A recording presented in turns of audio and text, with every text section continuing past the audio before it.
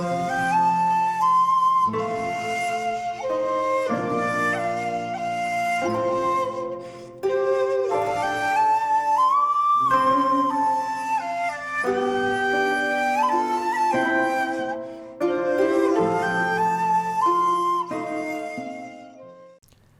there, this is Solitary Ronan from Solitary Ronan Films, and welcome to another random review.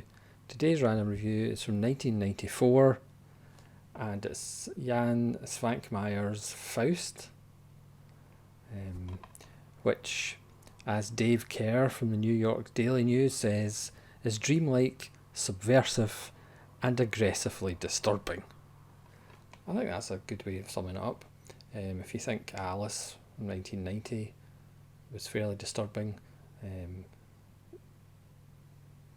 Swankmajer takes it up a notch in Faust.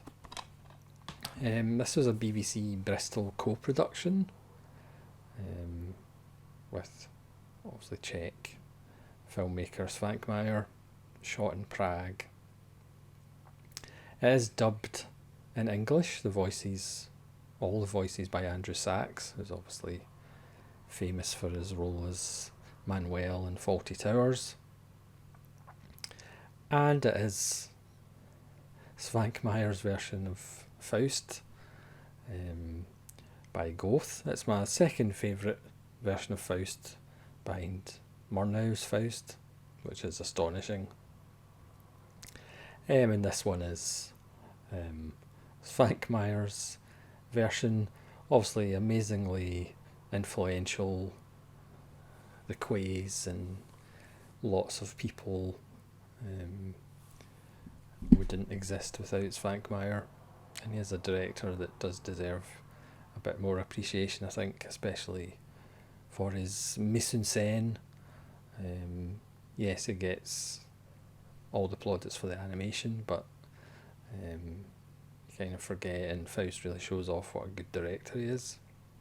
So it's not as much of the claymation animation that he's perhaps famous for, but it does have all those animated of ordinary objects. And this one really focuses on puppetry. I mean, the puppets are kind of hand carved, hand painted, and completely creepy. And the fact that they're kind of human size as well. I mean, these are big puppets. So this tells the story of a man who's basically fairly dishevelled, and he finds this map with a red dot on it, and there's these two characters who are essentially pulling the strings, but even though when there is the puppets, and there are string puppets, marionettes, we don't actually see whose hands are actually pulling all the strings. Maybe it's Bela Lugosi pulls the strings, but I don't know. And he goes to this abandoned theatre, so it has that kind of Hamlet play within the play thing going on, and as this character dresses up as essentially Dr. Faustus, if you will, and then these puppets start appearing. But before he goes to this place, he's having a bit of bread in his fairly messy apartment, and he finds an egg in the middle of his loaf, and he breaks it open and there's nothing there, and that sets off wind and thunder in his apartment, and that's almost kind of setting off the wheels in motion. Obviously the story of Faust is about a doctor who makes a deal with the devil, or Mephistopheles, to show him, and giving up his soul to show him the wonders of heaven and the vagaries of hell and everything in between. And this is what happens to this character as he's kind of compelled to read the book. Obviously there's excerpts straight from Goethe's text, which does rhyme, and again it has a kind of Shakespearean kind of rhyming. Well, it doesn't have the,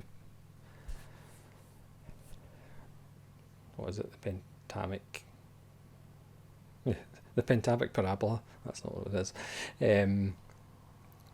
So we have what's going on in real life,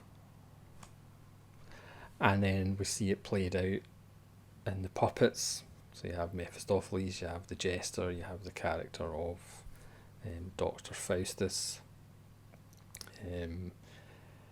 But the way Swankmajer makes it obviously is quite dark, from just seeing the legs or the kind of bottom half of the torso of a puppet sitting on a toilet, which is a little bit creepy. You have this homeless man who's wandering about with what looks to be a human leg wrapped in newspaper. And then at one point there's a dog who shows interest in it and is trying to get to the exposed juicy part at the top of the leg. You know, this is somewhat dark. You've obviously got Swankmajer's obsession with skulls and eyes, and there's a really accentuated lots of close-ups of people's mouths eating, especially like cream buns, and the cream goes around the edge of their mouths. Everything in this film is shot as if it's really creepy. So normal objects like empty milk bottles, apples, anything looks off, looks disturbing, looks creepy. I remember seeing this probably in the late 90s. It came out in 94. So much, because I've got a feeling because it was a BBC co-production, I think it was on BBC television. And I haven't seen it for years. But again, it's one of those films you watch it once and it stays with you for, almost 30 years. And then watching it, and I finally tracked it down on Kino video DVD. It doesn't have a Blu-ray. I think there might be a Japanese Blu-ray in actual fact. It just all comes flooding back, and you remember why it's not a film that you kind of wanted to watch every 6 months. Because it is a bit nightmare fuel. I mean, there's a scene where the puppets are running without strings through the streets of Prague, and it's really disturbing. And there's a scene where the jester as a puppet is kind of taunting the demons because they can't come into his circle, and he has words for appearing and disappearing. And the hero of the film, or the main character in the film, or protagonist as they're called, he's walking out the building, and then he's jostled by somebody in a coat and a scarf and shoes with the top of the puppet, the controller with the strings, and who undresses, and it's the demon puppet who's appearing to the jester. Then the jester sends him away, and then he comes back running out, puts the clothes back on, and then bursts into the streets of Prague. There's a later scene where the jester, not in disguise, is running out, and I don't know whether people were told, but it doesn't look as though people were prepared for it. So it's like obviously somebody dressed as this wooden puppet jester, which is fairly disturbing. But that's the effect. So there's there's less of the claymation stuff. It is there in bits, and the animation of ordinary objects, but this is more a live action and puppetry. But obviously because it's Swankmajer, it's bloody creepy puppetry, as if mannequins aren't creepy enough. And even the simple thing of glasses of beer look threatening and creepy, especially when we see one shot and there's an insect in the beer. and the puppet in the toilet. The puppet in the toilet is really quite disturbing. Again, you don't see the top half, but I think it's probably the jester that's on the toilet. It's quite disturbing. I would like to actually see a subtitled version. I don't know whether, maybe again because it was part BBC, there isn't actually a version in Czech. It's obviously the lead actor is not speaking English. But also Andrew Sachs does a nice job with different voices for all of the characters. I mean, there's a great line in which once Faust kind of realises he's been cheated, he's kind of had enough. There's a brilliant line, there's no more pleasure in chasing pleasure, which I think is a wonderful line, because we see him eating free cakes, and he goes to a bar, and again these two characters that kind of crop up, human characters that kind of crop up, but they seem to be pulling the strings behind the scenes. They give him a hand drill, to drill the table he's sitting at, and he drills a hole and wine comes out, which again is just showing he's getting food for free, he's getting drink for free. There's a really creepy scene where one of the demons dresses up as a woman, and Faust chases the woman who falls down a hole in these ruins.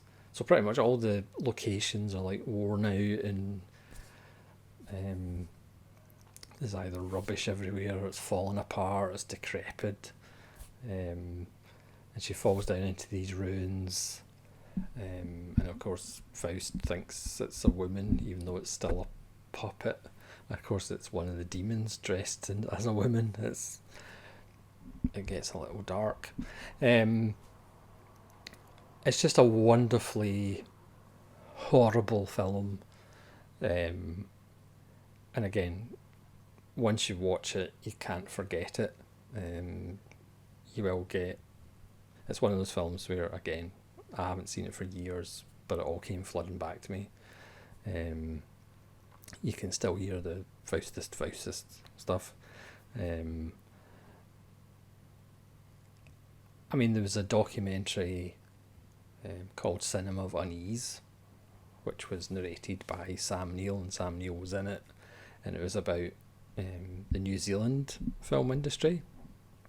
But I really think Jan Swankmajer's films are the cinema of unease. His films make you uncomfortable, and again turn everyday objects, everyday activities into something that is twisted and dark and disturbed and creepy. Lots of rotting fruit, as there always is in Swankmajer films. About mortality, about death, about aging. Obviously Faust, the story of Faust itself, is obviously about how quickly time flies. There's a wonderful scene where, a wonderful, disturbing scene, obviously, where Faustus is about to sign his name in blood in the contract, and it's on the puppet, and they cut the puppet's wrist open, and obviously it's blood, but it's blood out of a puppet, and they're dipping the quill to sign the document in, which itself is kind of a little bit creepy. And then the angel tries to intervene, and Faustus has all these little angels on his shoulder. Obviously Mephistopheles has all these little demons, and the angels thwart the attempt to sign the document a couple of times, and then Mephistopheles gets his little demons to attack the angels in various nasty ways, including sexual assault. But it's a lovely scene. It's, as I said, if you think his version of Alice in Wonderland is a little bit creepy, and then his version of Faust is even creepier. But I do love the cyclical nature of it, and the idea that this is just continuing. There's always people. It's a bit like Hellraiser, in the sense that there's always people trying to push the boundary of experience, always trying to gain knowledge of the unknown. So there's always going to be Faust characters willing to sell their souls for more pleasure, or chasing pleasure the same way in the Hellraiser mythos. So it's another wonderful Swankmajer film, a film for all the family, and it's good to actually finally have it on physical media. But as I say, it really deserves. I mean, I think you would have thought Arrow or somebody like that would do a Swankmajer box set, but never know. Maybe one day. So thanks very much for watching another happy-go-lucky random review. Please let me know if you've seen Faust and what your favourite Faust version is. And hopefully you'll join me again for more random reviews. This is Solitary Ronin from Solitary Ronin Films saying farewell.